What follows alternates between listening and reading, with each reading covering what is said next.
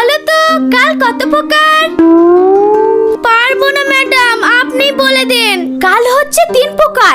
যেটা ঘটে গেছে সেটা হলো অতীতকাল, যেটা ঘটতে চলেছে সেটা হচ্ছে বর্তমান কাল, আর যেটা ঘটবে সেটা হচ্ছে ভবিষ্যৎকাল। বুঝতে পেরেছো তো?